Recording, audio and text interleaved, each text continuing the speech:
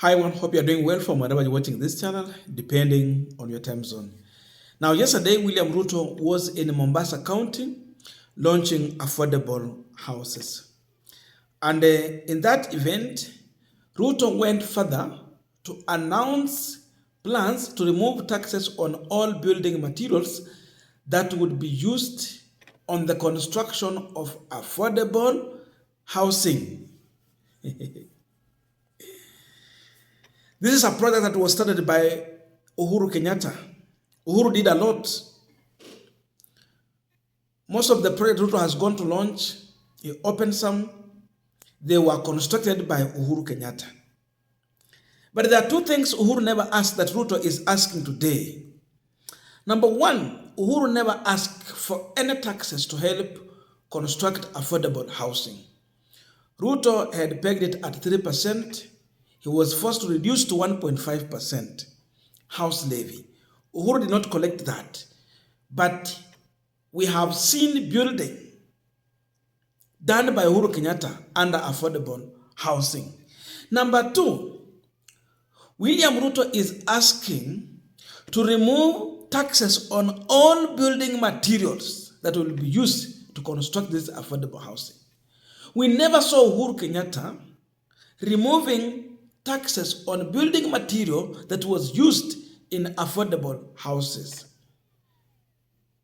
But we saw buildings, beautiful buildings.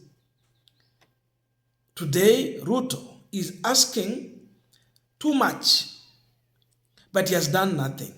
So just look at that. When I heard Ruto saying this, then I asked myself a question. What about the budget allocation for the affordable housing? Will that budget allocation remain the same? If so, then this is industrial scale corruption in Kenya Kwanza. The fact would be that they will not tinker with that budget. It is going to remain the way it was allocated. Then I look at this because we know how the government normally operate. This is Kenya Kwanza government. Gachagwa told us that this is a company and we have shareholders. So I want to assume that shareholders in this company are going to build their own houses with our own money.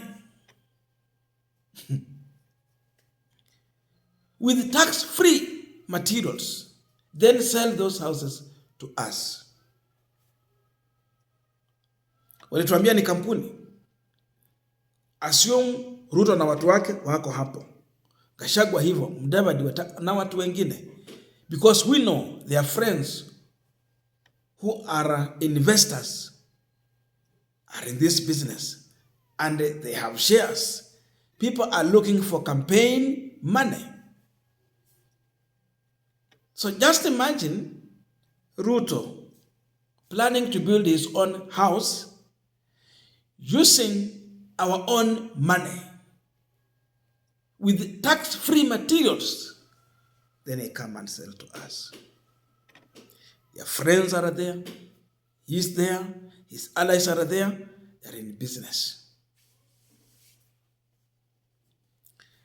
This is where now we have to make a difference between having real leaders and when you have entrepreneurs in government. Now they are in leadership.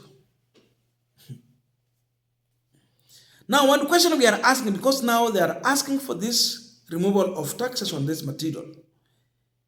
The question is, will the taxes removed translate into the final price of the houses they're going to sell?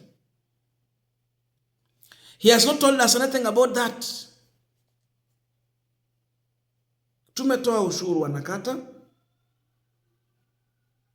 ya affordable housing. Saizi wanasema kwamba kwa material ya kujenga hizi nyumba watoe ushuru, na nimeona watu wakipiga makofi, nikajiuliza swali. Wanaelewa kweli? They're just clapping. And Ruto is happy because they're clapping. He's happy to convince and confuse them. Because watu wanapiga makofi hao ndio contractors. Hao ndio wananunua material. Ni hao ndio wenye mjengo. The people who are happy are investors who are going to get this contract. Na wako tayari. Saa hizi watanunua material bila kupigwa tax. Wajenge nyumba.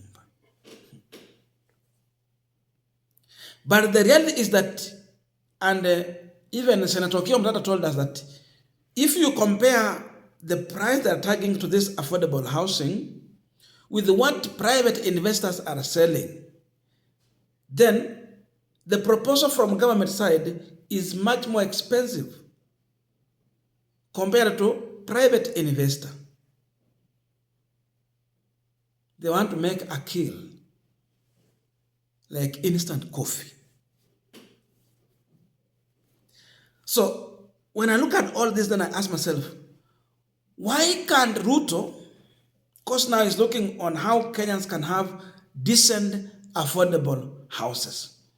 Why can't he just announce that in his first term, he's going to remove taxes on construction material? Then from there, Kenyans can afford to have decent,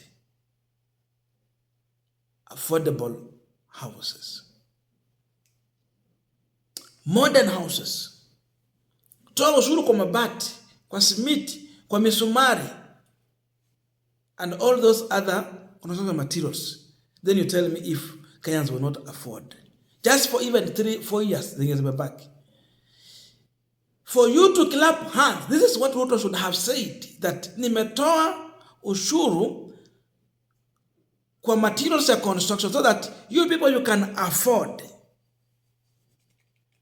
When Kibaki wanted to turn this economy, he decided to remove taxes on boda.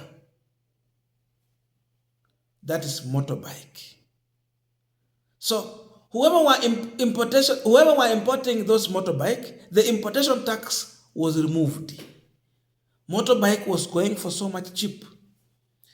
And many people managed to afford. And those who cannot afford, kuna wale wenye wako wale tunasema the middle class. You could even afford to buy like 4-5. Then you would have some boys there, youth, when you wanna drive. Like you have employed like 4-5 people if you manage to have. So even you could get it on a loan. Affordable one. Pikipiki ilikuwa nauza 70,000, 68 there, going like that. In that way, it was able to have so much of this one in the economy. Then when they came, what happened?